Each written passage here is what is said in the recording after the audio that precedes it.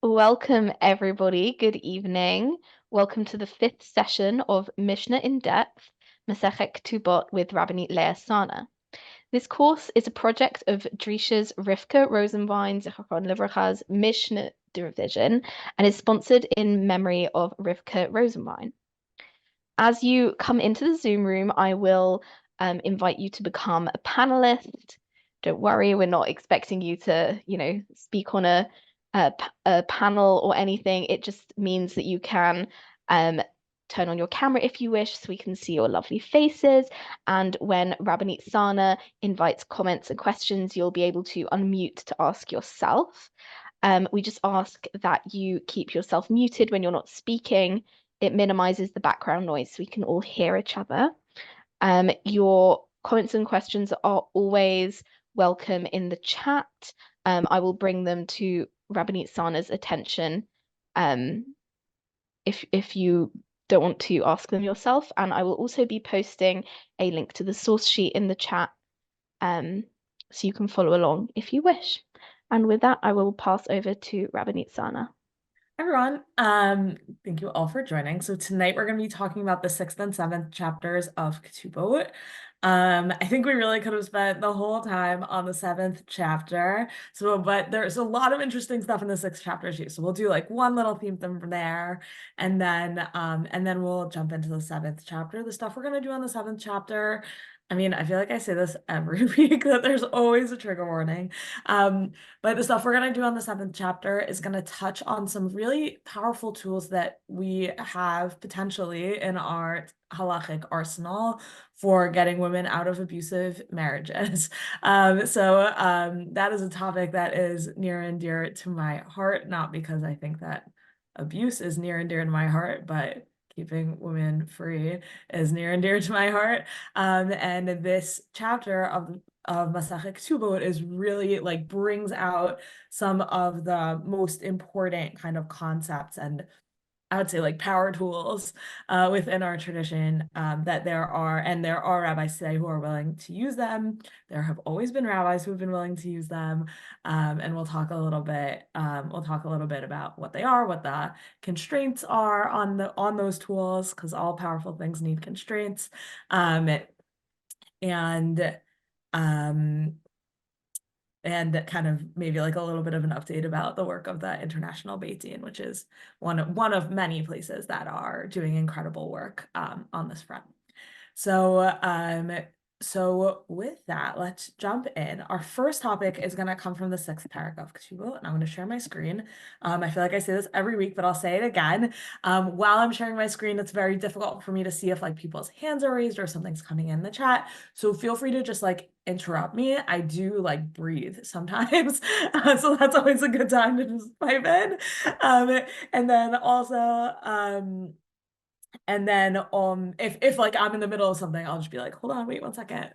Like no hard feelings with that. And then the other thing that we could do is you can put it in the chat and then Lily Nas will be the brave one to interrupt me and raise the question. So multiple options. Questions are really welcomed, even though there's a lot of good material to get through. So one interesting thing, so the sixth parak of Ketubot is a lot about like property ownership. The sixth parak of Ketubot is really, really interesting. It's commonly taught in yeshivot, and it's a really good like entree into property ownership and property divisions within families and within marriages. And like I think sometimes we look back at the history of women not being able to own independent property and we say, wow, that was like the heart of women not having freedom. And then we see it within our own tradition. So even here, right? Even a lost object, Mishnah Ketubot 6:1, Mitziat Haisha Ma'aseh Yadeha Levala. Lost object found by a wife, and the wife's earnings belong to her husband. So like anything that while you're married that you kind of create, they all go, or you either create or you find. So like if you win the lottery or you sell a company for $1 billion, like either way, that money goes to your husband. So that feels very much in line with just like how the world was until quite recently. And I do think we sort of have to be understanding vis-a-vis our ancient texts, like can't expect them to be so very, very progressive as compared to their surrounding cultures, particularly when it's something so kind of foundational like property ownership and marriage, or like within a family who owns property. And the idea that like property would be unified into sort of like one collection. I know like just like a funny thing that happened in my life is that at my bachelorette weekend, like there were some other kind of random people there who I knew, and instead of being like, oh, we're gonna like give Leah and her friends privacy, they sort of like ended up just being part of it, which was kind of great in a certain way. Anyway, so one of the things that happened was that they started giving me like marriage advice, these people who've been married for like 20 years. And one of the things they said was like, share everything, like share your bank account, share everything, like don't hide anything. Secret keeping destroys marriages. And so on the one hand, like we live in a time and place where married women can have their own property. And on the other hand, this advice was like, it's so great that you have that freedom, but like it might be better for your marriage not to use it. And I was just thinking about that as I was learning the sixth parak.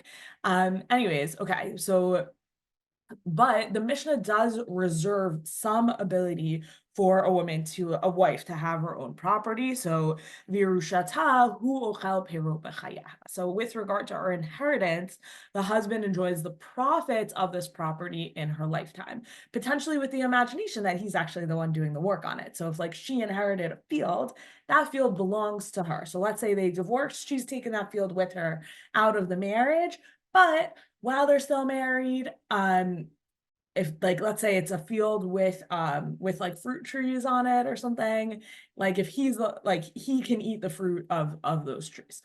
Okay, and then the other thing that comes up is what happens if she's injured. So it's not exactly that she found money, and it's not exactly that she made money, but she is owed money in damages. So in that case, boshta ufkama shala. So out of all the, right, there's all these different categories of remuneration for injury, but two of them are pagam and boshet. So the money that she gets paid for her humiliation and her degradation. So the degradation is like a tough, humiliation is like, that's kind of easy. Like I understand what humiliation is. And you would sort of calculate it monetarily, like how much would I have to pay you to go do this humiliating thing? Okay, like that's how much money humiliation is. Degradation, pagam, is a little bit trickier to define. The way that it's typically understood, like within the Mishnah and the Gemara, is if I was going to sell this person in the slave market before this injury happened to them, how much would they be worth? Okay, now I'm going to try and sell them in the slave market after this injury happened to them. How much are they worth now? And like that literally you like physically became worth less on the slave market, which is not a way that we are used to thinking about human beings and human worth. And I would just say that that's only one of the many facets of injury. So we're not like reducing it to that. That's not the only way that we calculate injury, but it's just one of many facets. That's still very problematic in few ways. Anyways, okay, so the first opinion in the Mishnah is that those two pieces of her damages payouts, she actually gets to keep. Rabbi Yehuda ben Betera says, though, actually, no, like he actually takes a portion of it. So he says, Bizman shebeseiter, when the injury is in a concealed part of her body, then lashni chalakim below echad, then she gets 2/3 of the damage payments, and he gets 1/3. But when it's in a public part of her body, actually he gets 2/3 and she gets 1/3, which is like wild. And then what happens with those payments? So shelo yinatin miad, he just like the husband just gets the money immediately. And the money that gets paid out to her, there's only kind of like one model for what does it mean for a married woman to own property, and it is like literally physical property. So you should use the money to buy land, and then he'll eat the fruit. Okay, so the Gemara has that same question, like Makifla Rava bar Rav Hanan, what Elameata biyesh susato shel chavero, hachinami debayla meitin le boshet. Like I am. Why does the husband collect boshet? Like what a ridiculous idea. What if I embarrassed your horse? Like then you would collect boshet like on behalf of your horse. What is that? Like, what are you even talking about? How does the like shaming of your wife, it like doesn't affect you even, is kind of this question. In the same way that like, oh, I said something mean about your horse, it doesn't affect you. But the response is, hold on, horses, thankfully, horses and women are not the same. Sus Barbujanu does, well, a horse doesn't experience shame. I was just talking to, I have a friend who's they have to keep a diaper on their dog when their dog is at home because it as kind of incontinent, and they're like, oh, we're always like so ashamed for him, and I was like, I don't think your dog feels shame. And here's the Gemara saying that even about a horse, right, the horses don't feel shame, so it's not the same thing. Which then, but like, what is that response, right? Because the question is, why would a husband collect like damages on behalf of his wife's shame? Like, and then it's sort of like, well, like that's crazy. He doesn't collect damages on behalf of the horse. And then it says, well, the horse, he doesn't collect damages on behalf of the horse because the horse doesn't experience shame, but your wife does experience shame. Azoy, but if it's all about your wife's shame, then what? Like she should be the only one to collect, not you. Like still doesn't explain why the husband would collect, even in the rebuttal here. And then, okay, so they realize that that's like not a good way of understanding it. So then they say, okay, rakak v'bigdo shel chavero. So according to Rabbi Yehuda ben Betira, if a person spat on another person's clothing, hachinami debai lemeitin le boshet. So in that case, would you say that he is required to pay for the humiliation? I didn't spit on you, I just spat on your clothing. And you could say it also out of here, out of a Mishnah in Bava Kama, rakak v'higiabo harok. Ufararo shaisha. So if I spit and my spit gets onto you, or if you uncover a woman's hair, the vir talitomi manu, or you undress someone in public, chayav litin lo arbamo zuz. You owe that person 400 dinar because of the extraordinary humiliation. So yeah, it seems like, right, you spit on me. Yes, like that's extremely humiliating, and you owe me 400 dinar. But Rav Papa then says, okay, well, that doesn't really line up because lo shanu ela bo aval b'bigdo pater. Rav Papa says, no, that Mishnah in Bava Kama is just about if the spit like gets onto my skin. It's not about the spit if the spit gets onto my body. In that case, says Rav Papa, if it only gets onto my body, then you're patur. And why is that? Because bivigdo leitle ziluta, okay, at the end of the day, it still doesn't really like address the thing, because when someone spits on my clothes, I don't experience dishonor, which is like not really an assumption that I share, by the way, but that's what the Gemara is saying. When someone spits on my clothes, I don't experience dishonor. But when someone dishonors my wife, itle ziluta, but she suffers dishonor, and that humiliates me. So, right, so now we've gotten to this idea of like, if you dishonor my wife, what's different about my wife from a horse and from clothing is that she experiences humiliation, and through her experience of humiliation, I like also experience humiliation. Do you think that's a word play, Victor? Like treason? Is that what you're getting at? Shame, beggar. He's shaming. Spitting on a person's garment is it's just the garment, or it is the garment and shame. He's saying that the question is, when you spit on my clothing, do I experience shame? Yeah, but I'm thinking that where the Papa is making a wordplay, don't you think, Victor? It's only your clothes. I spat at you. I spat at you. I spat on you. Hey, but it didn't reach your skin, so it's just your baguette that I spat at. Or no, you say no, big D. It's my shame that you've caused. Okay, I'm not totally following the wordplay, but maybe you'll send me an email about it and I'll understand, okay? The Vigdoba, when he shamed her, or on her garment. I mean, this is biblical Hebrew, and the Tanaim certainly knew the Tanakh. Yeah, I mean my understanding of that word normally is treason, not shame.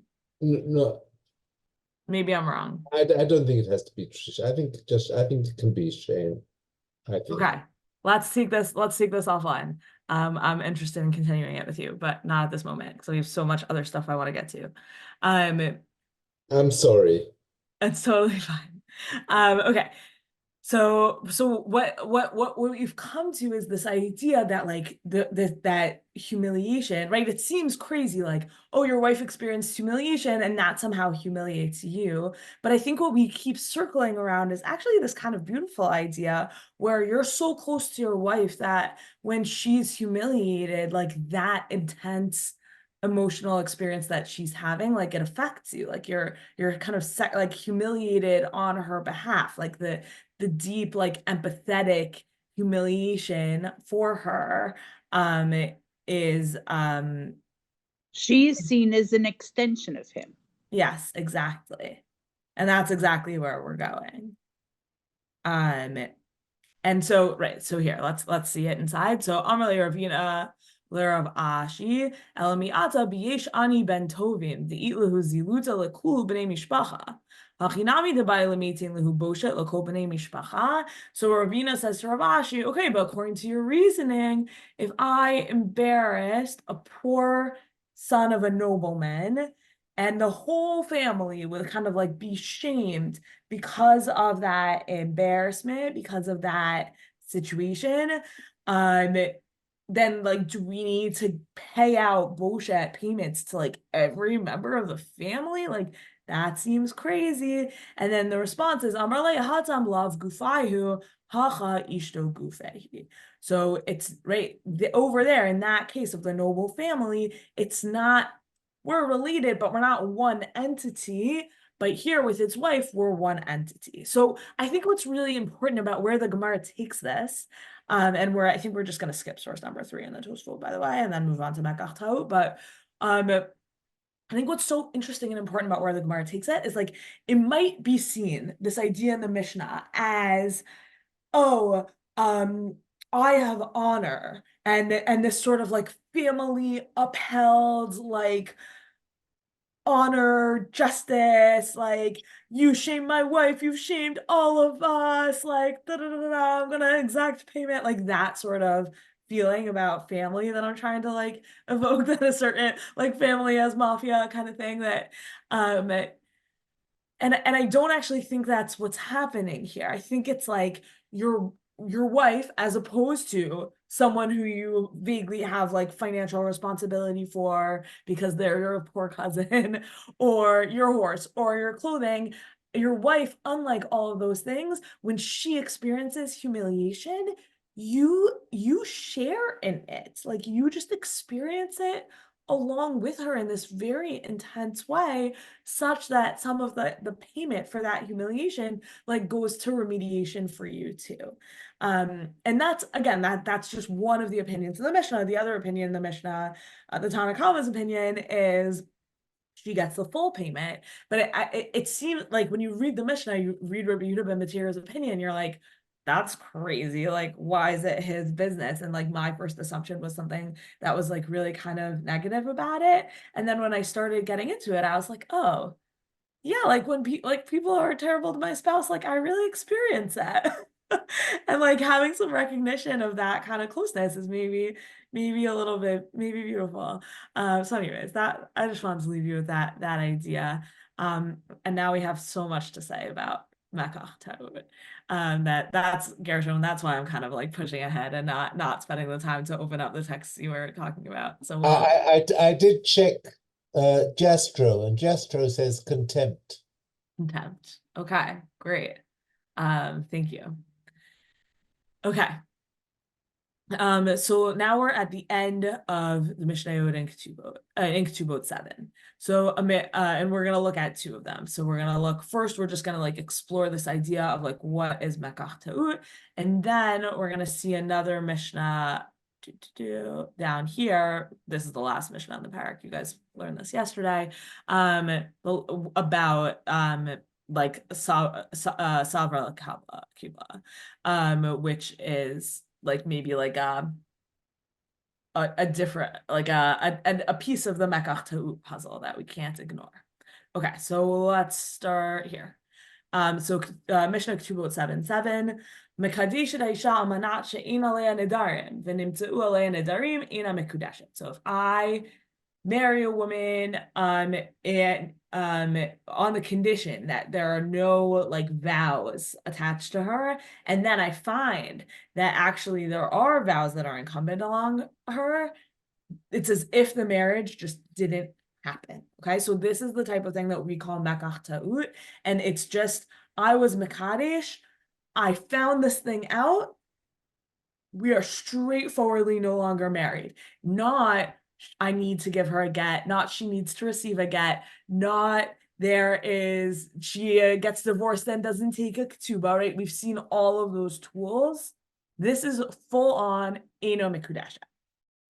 Versus kansa stam, there were no conditions on our marriage, on our betrothal, and then later on I found out that there were no that she did not have any nizarim, tetzei shelo b'ktubah. So then she has to like accept a divorce, and she doesn't get to collect her ketubah in that process. If I marry almanat she'ein ba mumin, if I effectuate a betrothal on the condition that she has no blemishes, v'nimtzeu mumin, and then I find out that there were ena mekudeshet, then the marriage, it's as if it didn't happen. Kansa stam, if I go into a marriage with no conditions, v'nimtzeu mumin, tetzei shelo b'ktubah, and then they find out that there are mumin, that there are defects, blemishes, then again, we should have navigated that first, then because we didn't, she exits the marriage without a ketubah. Kol hamumin haposlim b'kohanim, poslim ben nashim. So all blemishes that disqualify priests, that's the same list of blemishes that disqualify women, and would make it into like a mistaken transaction.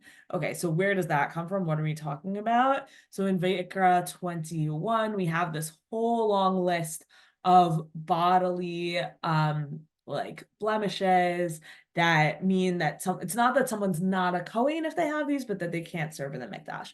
Obviously, wearing like a disabilities lens to this is a very challenging text.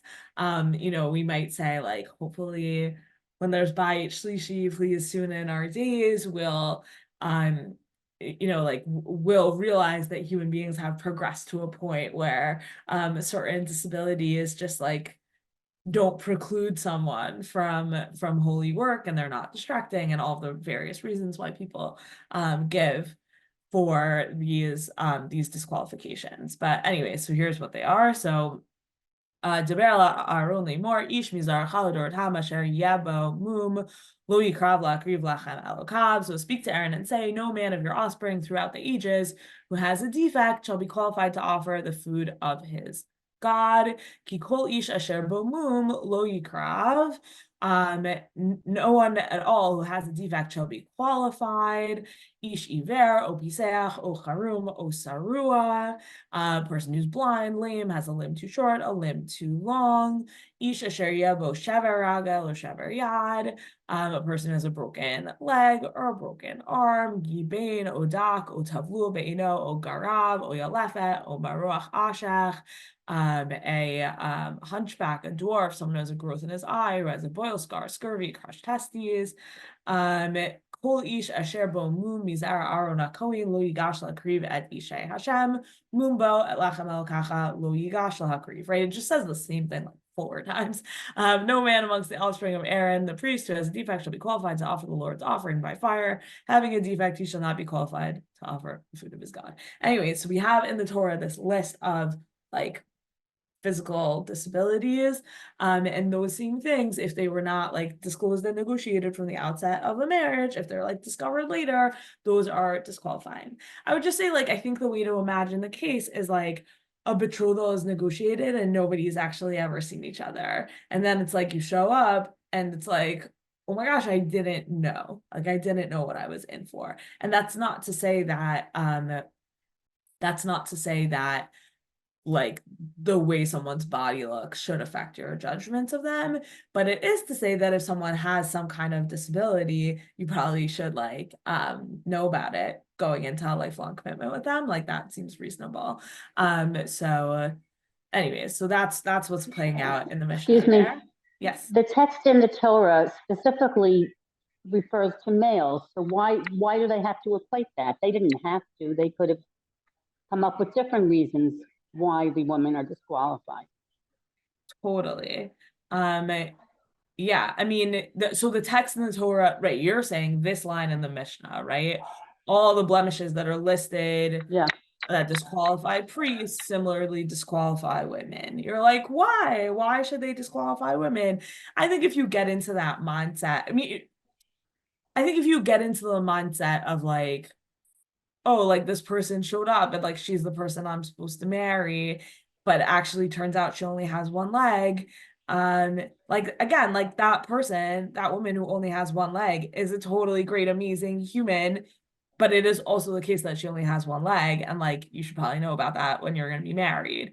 And I feel like you're saying, well, like come up with a new list, and that's a totally reasonable thing to say. Like it should be like a specific list that are things that would like maybe like impact day-to-day life, or like that need to be disclosed or something like that.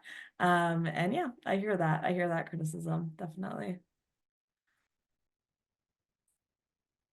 Okay, we actually saw this. I'm just bringing this in because it's the basis for some of the halachic writing amongst medieval commentators about makach ta'ut, about this idea that like I married someone with certain assumption, I betrothed to someone with certain assumptions, those assumptions were not met, and this marriage is now dissolved. It is not a get, it's not any kind of divorce, it's that language that we saw in the Mishnah of Eina Mekudeshet, right? This person is Mekadesh, this woman, but at the end of that story, once certain things are found out, Eina Mekudeshet. So that's kind of the marriage does not exist.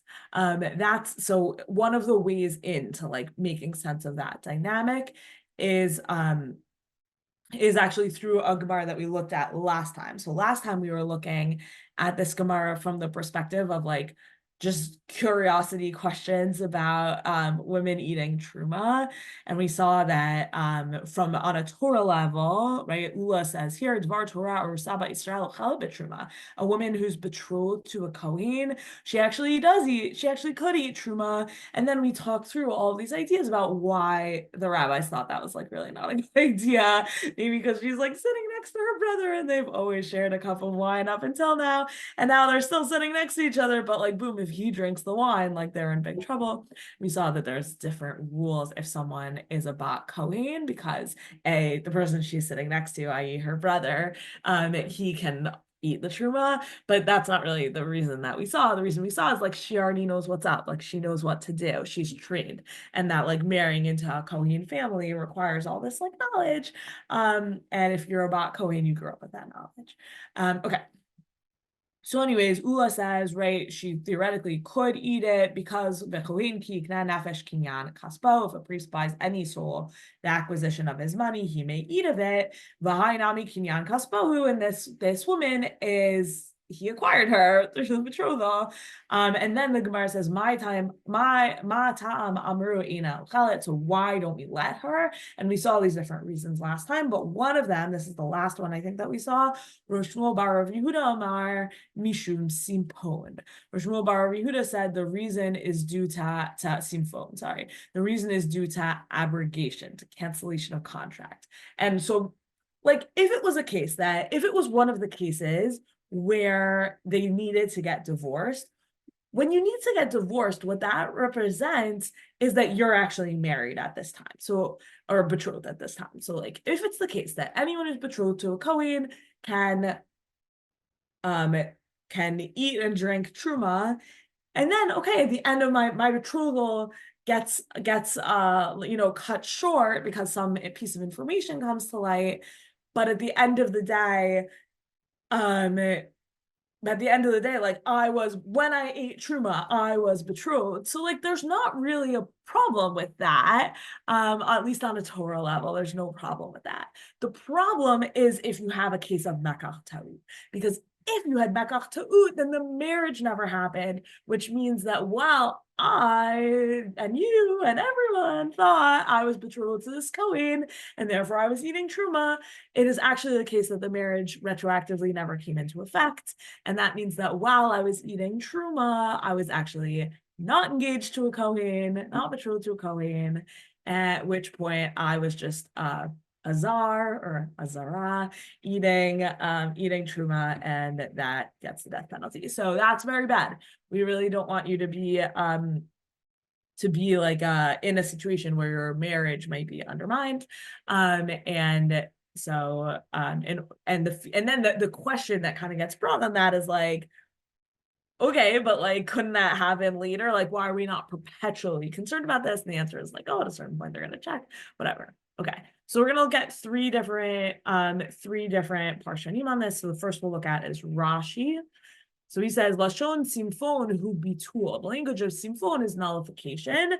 Kigon shover hamivatal shtar, like a receipt of a nullified contract is called simfon. And then here's what Rashi says. Umum be'isha o bevehema shemivatel hamekach karui simfon. So if a defect in the woman who's being betrothed, or the animal that's being purchased, women and animals are different, and they're acquired in different ways sometimes. So the defect in the woman or in the animal, that could undermine the whole mekach, like that could undermine the whole transaction. So that situation is also called a simfon. And in our case, so in our case, what we're worried about is and what they're making whole decrees about. They're deciding, at least in the opinion of Rav Shmuel bar Rav Yehuda, that mekach ta'ut is common enough that we're not letting this betrothed woman eat from the truma. In case it'll be a case of mekach ta'ut, and the marriage would then be dissolved from the outset, and she would have been a zara, a non-Kohen eating truma, and that's a disaster. So there's such a thing as a mum in a woman that is so problematic that it would undermine, that it would cause a mekach ta'ut in a marriage. Okay, I recognize that all this time we're talking about mumim in women, and that's what we're talking about for now. You're just gonna have to trust me that the mechanism can work both ways. Okay, so here's the rush. The rush is gonna have a really limiting opinion about when a mekach ta'ut can be applied. So his limiting opinion is, he says, shani mum da ailoni. The defects of an ailonit, which are a woman who never reaches sexual maturity, that defect, he says, is different than other defects. The ikar da'ato shel adam hanoseh isha b'shvil banim, because like that's what's on the mind. Someone who marries a man who marries a woman, why is he doing that? He wants to have children with her. Hilkach have kiddushito. So if she turns out to be an ilunit, someone who's never going to be able to have children, then like that's like severe enough that it undermines the betrothal from the outset. Although bishar mumin, but with other kinds of defects, tzricha get, in those situations you actually do need a get, a few kansastam, even if he marries her without any conditions, the misfekalan, because we're always gonna wonder im ein adam chafetz beishat nadranit or beisha ba'alat mum olo, because it's really the case that, with the exception of an ilonit, who it's like nobody gets married not for marriage, like tell that to the people getting married for a second time, at age 70 or whatever. Nobody gets married not for children, but anyways, that's like a halachic assumption about people who get married within certain ages, I guess. But otherwise, the Rush says, with any other kind of mum, you might think like, oh, that would be disqualifying for everyone, but like maybe not. Maybe he loves it. Maybe he's into it. Whatever. Like, let it be. And if he's possibly into it, then he actually needs a get. So the idea here is that mekach ta'ut in the Rush is quite limited. It's really limited to like things that undermine the ability to procreate. But we might think that forward into time for now, and like Rav Moshe used these sorts of texts to say, well, like a woman who married somebody who was in the closet, who was not interested at all in having sex with her or really being married to her at all, he dissolved the marriage on the premise that like she wants this marriage to have babies, and like if he is not interested in having sex with women, then like that the marriage is dissolved. And so like even within the Rush's much more kind of limited understanding of the scope of mekach ta'ut, that still gives a lot of power for people to apply it today. But we'll see that the Rush is not the only position out there amongst the medieval. So here's the Tosfot Rid. He says, Vadai bishar hamumin kegon hani disnan shekol hamumin haposlim bekohanim poslim benashim. So right, so we see here, it says in the Mishnah, any defect that disqualifies a Kohen disqualifies a woman. If he makes a condition, then it's not a betrothal. But in general, if he didn't make a condition about it, then we assume that the betrothal stands. But but in like really ugly defects, and he gives examples of what he thinks are really ugly defects: mouth smell, nose smell, injuries on her body. Even if he didn't say, I'm marrying you on the condition that your breath doesn't smell terrible, even if he just does a normal kiddushin, he didn't intend to marry someone who had such terrible breath. Seems like it must be like horrifically terrible breath. That is the type of defect that we might attach to this like simfon idea of it being, of the marriage being, of the moon being so intense that it would dissolve the marriage. And I think that the Tosfot Rid, bringing that kind of textual proof from the Gemara that we saw last week and then just saw again about simfon, it's a very strong proof, meaning we're making a halacha about women who are betrothed to Kohanim based on the assumption that this is a thing that really happens. And if it was a thing that never happened, then it wouldn't be the halacha. So his argument is like, yeah, it needs to be something that's like disqualifying to a marriage, but would also be like common enough that it would actually be realistic and it would actually happen. I'm questioning the marriage contract is between the husband or the potential husband and either the father or the girl's family. The girl itself is not a party to the marriage contract. Depends how old the object. I'm sorry? That it depends how old she is and like what her situation is. Okay, so I'm just wondering, in this mekach ta'ut situation, does she also have the right to claim the mekach ta'ut? So it's interesting. In almost all the classical cases, what we've seen so far is that they're all about her. But let's keep going here. Okay, so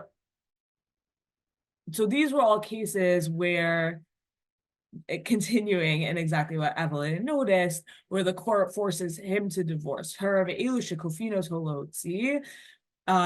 if she has mukashrin or bal polyps, which is so funny, polyps, the same word, mekamit, mitzarif nechoshet, v'haborsi. So these are all cases he has to divorce her, but it's things that are wrong with him. So he has boils, he has a polyp, he works as a gatherer, he's a melder of copper, he works as a tanner of hides. Bein shayubam ad shlo nisu, bein mishanisu noladu. Whether he was maybe he was a tanner the whole time. She knew he was a tanner when she married him. His last name is Tanner. So it doesn't matter whether he was like that before or he became a tanner once they got married. With all of these, Rabbi Meir says, even if he stipulated with her ahead of time, he said to her, I'm a mukachrin, I have polyps, I work as a tanner. Yechola hi shetomar svura hayiti shani yochla l'kabel v'achshav eni yochla l'kabel. She's allowed to say, I thought I could put up with the smells of you being a tanner, because I met you a few times and I could handle it, but living with you all the time, I thought I could, but it's actually the case that I cannot. So that's Rabbi Meir. The Chachamim omrim, no, mekabelet hi al korcha. The rabbis say no, actually, she has to accept it against her will,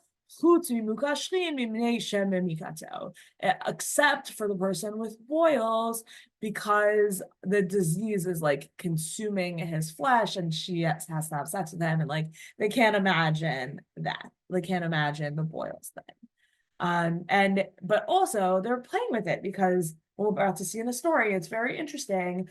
And so Evelyn, to your point, right, it's not just about things that are wrong with her, it's also things that could be wrong with him. And again, not to say that all of these physical things are necessarily wrong with anyone, but in this case it's reason for separation, let's say. So now we have a case of in Sidon. So Masa bet Sidon beborsi achad shemet v'hayalo ach borsi. So we have an incident in Sidon involving a tanner who dies without children, and he has a brother who's also a tanner. So you think, perfect, the Levirate marriage should go through. But the rabbis say, Amru Chachamim, no, actually,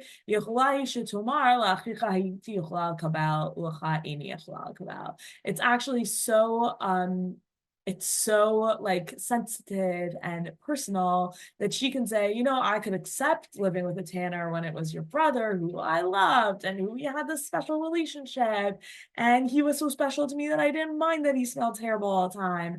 But with this brother, I can't accept it. And she's allowed to say I can't accept it, and he has to divorce her. Not divorce, I mean do chalitza, whatever, Levirate divorce.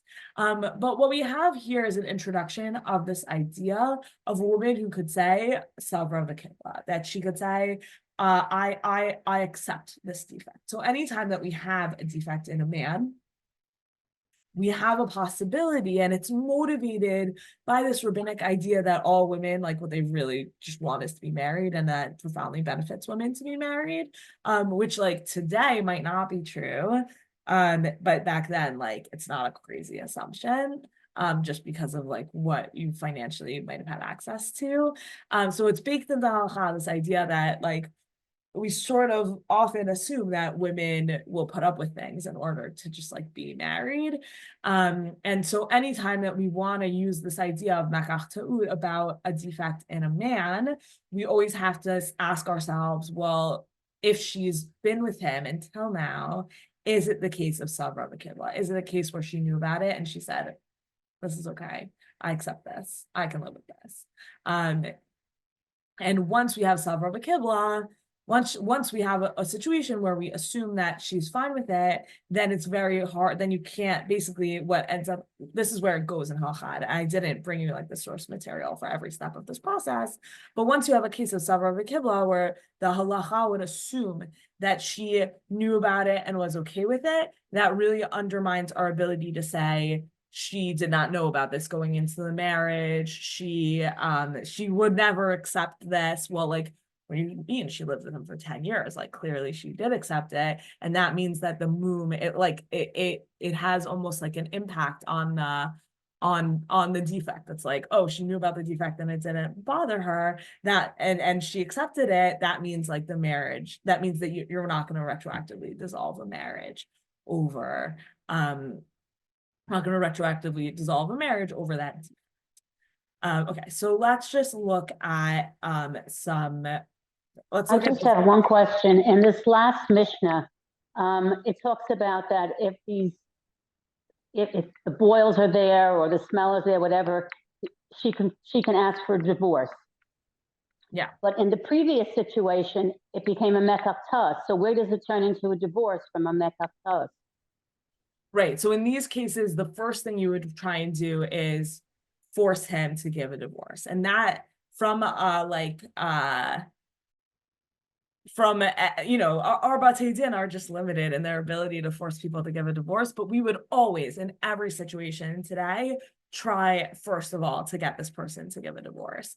And these mishnayot are exactly the reason why it is. So even in this case, right, this is not really right, her Savra v'Kibla is beyond just undermining mekach ta'ut. It might even undermine the Beit Din's ability to force any kind of divorce, potentially, right? What we're seeing happen in this Mishnah is that it undermines the ability to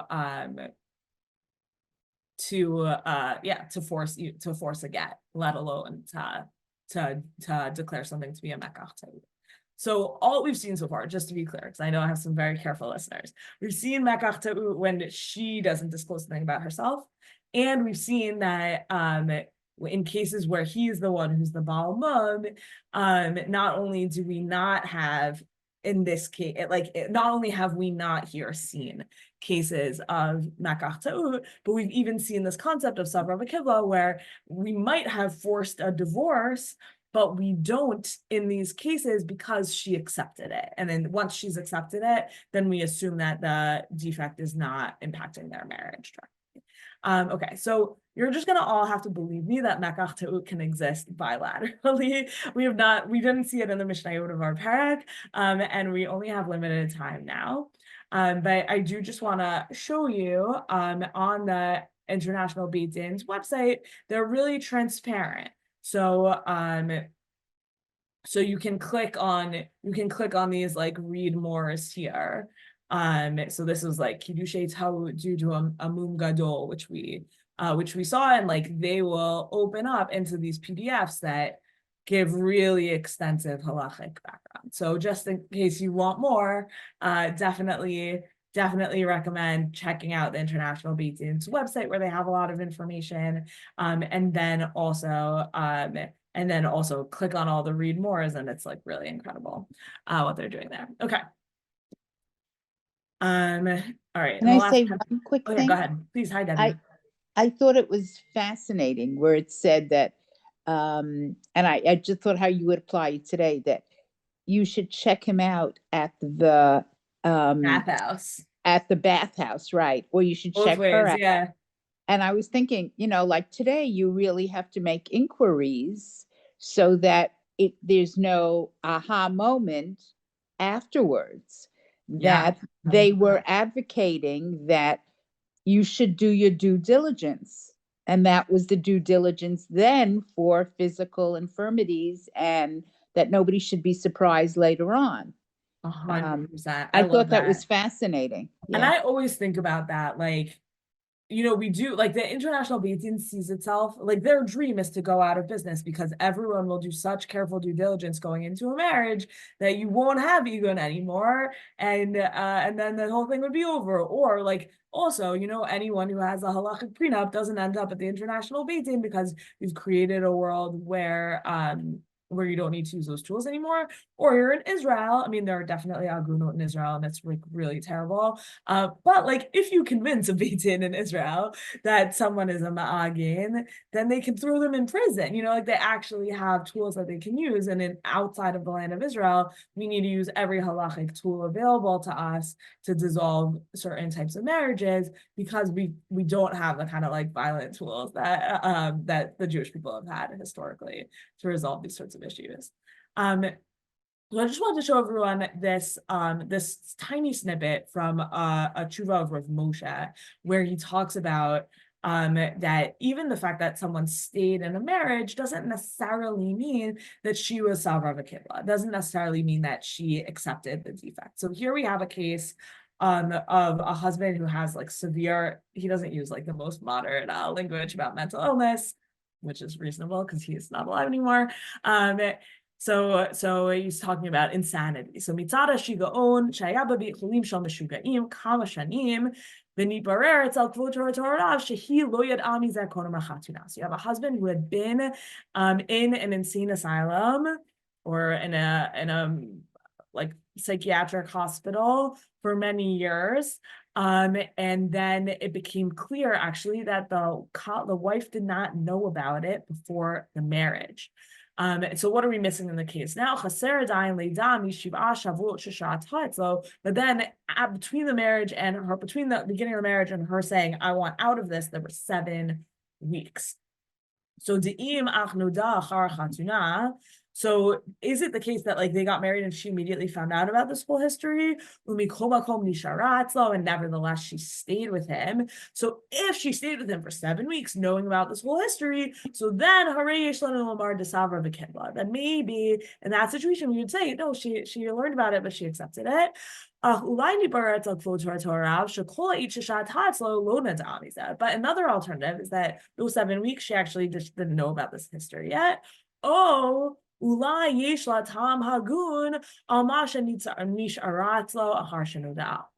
she had good reason for staying with him. She learned about it, but she had good reason for staying with him.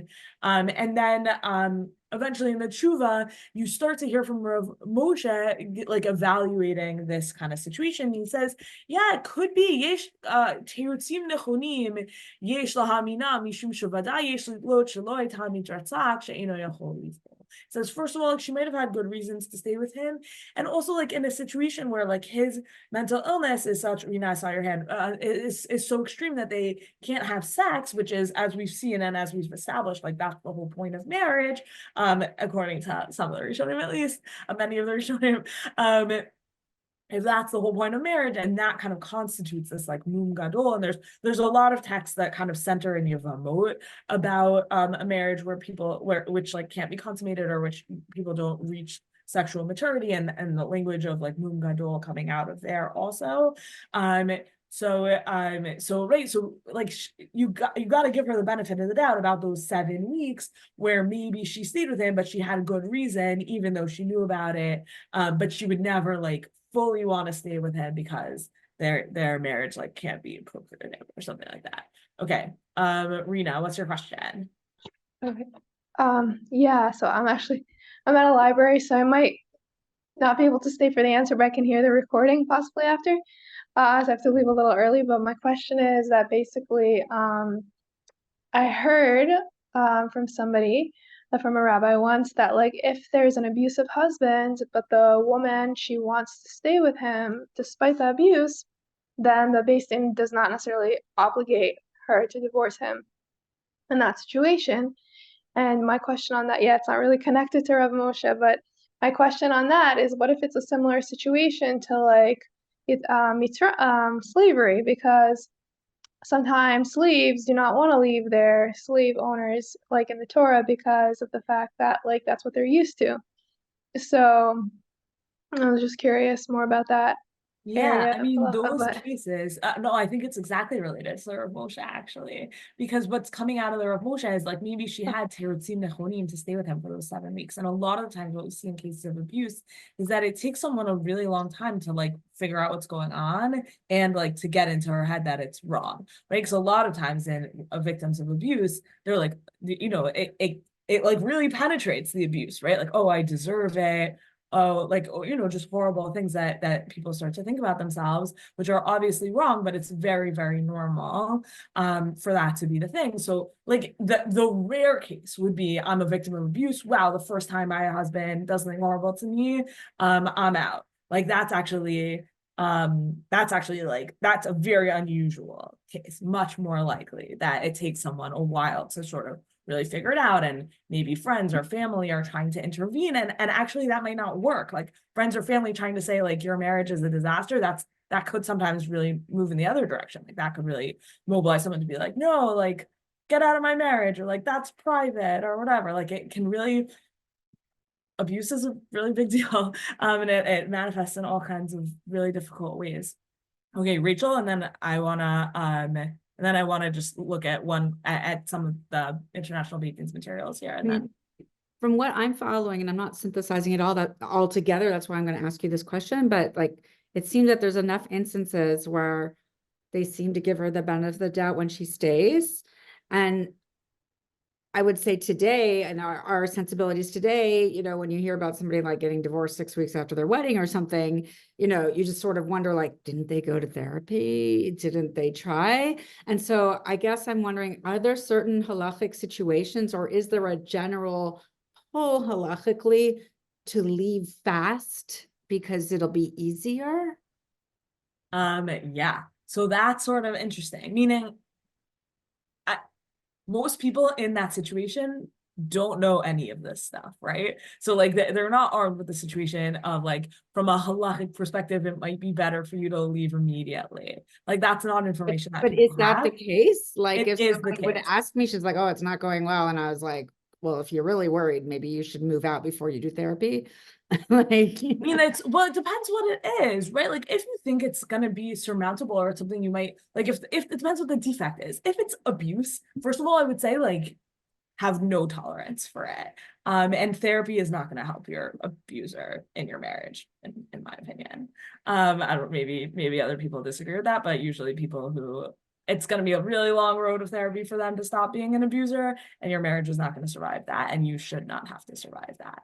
I would say, to a victim.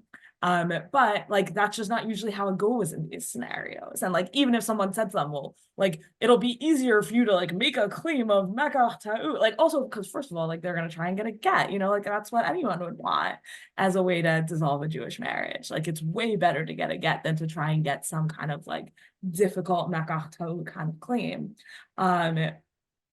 But like in order to do that, maybe you need to like try and stay on good terms with this person you want to divorce. It's so messy and so difficult. on the sanity issue, is there ever a problem getting a get from someone who isn't sane? Absolutely there is.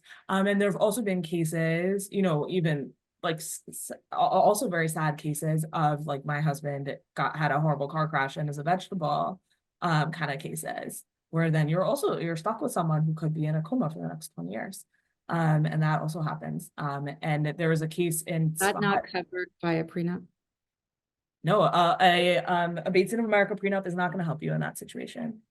There are some new, like the tripartite prenups, that would help you. So if you had done what's called a minui get, like if the husband in a marriage appoints someone, like if I disappear for this much time or something like that, give my wife a get on my behalf.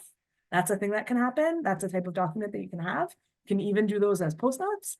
There is such a thing. You just can't get it from RCA. No, but you can get it for the Center for Women's Justice, that Israeli organization. They have one on their website. It's Not called ORA. No, because the ORA is a branch of the Beit Din of America, essentially. So there's different things, and in Israel, like you don't have a prenup, whatever. So it's complicated. Whatever. They We can don't take this recognize offline. them at all there? What? You don't recognize them at all there? Well, I mean, the American prenup only works in America. It's an American legal document. So they have different prenups. Israeli equivalent? Yes, there are. The Center for Women's Justice has like a whole big list of them. But some of them work better than others. There's like a whole. The last word of the letter of Reb Moshe is bowdlerized in the translation. it makes me laugh when I see the translation there. Okay, I'm glad I added some levity to your life. Okay, so I just want to, in the last like 30 seconds here, just run through how the International Beit Din thinks about these cases of Savra v'Kibla, which is the situation where it seems like, okay, she stayed with him, so maybe she accepted the situation, even though we know that in situations of abuse, that's like very, very complicated. So they're trying to navigate that situation. So first of all, they say, so when the defects are small, let's say someone has like, I don't know, God forbid, right? But like someone has like a burn down their arm or something like that. She didn't know about it before they got married, but like she marries him, she finds out, oh, hey, what's that all down your arm? Oh, I was burned as a kid. Like, okay, and then she stays in the marriage. We're gonna assume that that's a case of Savra v'Kibla. She stayed in that marriage because she was fine with it. Even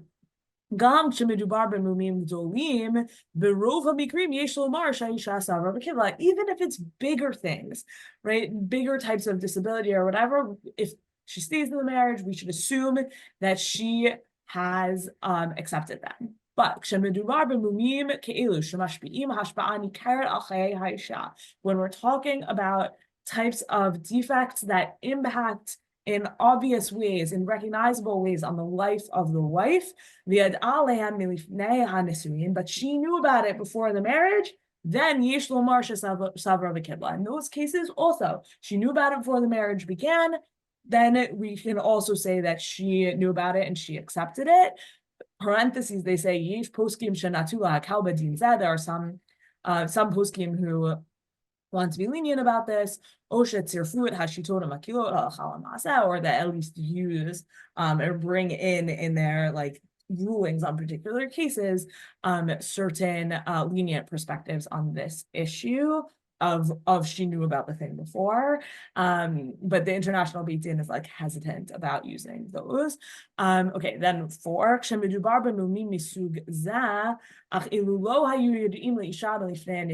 talking about really serious mumim in a man that impact her life, and she did not know about them before the marriage, or they only developed after the marriage. In those cases, we should not assume that she accepted them. Big thing, she didn't know about them before, or they developed after. I would say developed but not began. So it has to have existed before the marriage, or else we're not talking about mekach ta'ut necessarily. Or in most cases, we say it has to have existed before the marriage. But we shouldn't say like she knew what she was getting herself into. And then 5, if we're talking about defects that change over time, even if she knew about it before the marriage, you still can't say she didn't know where it was going. She didn't know what it was going to be like. You still in that case can't say that she accepted it. And we should say that that in the majority of cases that come before the Beit Din, and if there are cases where mekach ta'ut is like a relevant tool to use, that usually it's this case. She kind of suspected something about it, but she didn't really like know the full extent of how it would manifest. A defect that was small at the time of the marriage, after time it goes and it develops and it becomes more clear, more revealed, as something that is serious and problematic after time. And those are the cases where the International Beit Din feels you cannot say that she was Savra v'Kibla. You cannot say that she accepted the situation. She didn't at the time of marriage know about this situation. She didn't know the full extent of it, even if she knew some of it. Oh, I know my husband likes to have a drink now or then. What I didn't know is that he likes to be completely drunk all the time and beat up everyone around him, right? So just as an example like that, where you could say, whoa, you knew he drank. Well, no, like it's not Savra v'Kibla to the extent of the issue. So that's how they deal with it. One of the things that I think like that is important to know is like these are halachic tools, mekach ta'ut, and whatnot that have been used for generations, but Often we're not written about, or we're written only privately and then not published. And what that meant, especially over time, and we saw a case, actually, I'm sitting in Philadelphia, so we saw a case happen here where rabbis here were very brave, used the tools of Makach Ta'ut, and then were kind of like found out, and the whole thing got misconstrued, and then those rabbis really like retracted to the real like punishment of the woman in question. And so one of the things that the International Beit Din feels really strongly about is like transparency. We're proud of our work, we forefront our work, and we're not going to walk back from it, which is really important. So I definitely want everyone to know about what they do, and that we saw some of the roots of it. We didn't see the full development in the Mishnayot. Halacha does not begin and end in the Mishnah, but we saw some of like the roots of it in our Mishnayot this week, and I thought we just couldn't miss the opportunity to talk about it. Next week, I should mention next week, I will not be able to teach this class. I'm doing a live event somewhere else for like this award I won.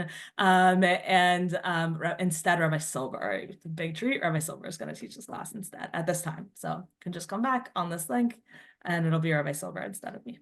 Okay, take us home. Thank you Thank so you. much, Thank you so much. Rabbanit Sarna, for another amazing class. Very exciting that you will be winning an award at this live event next week, and very exciting for us that we get to learn with Rabbi Silver.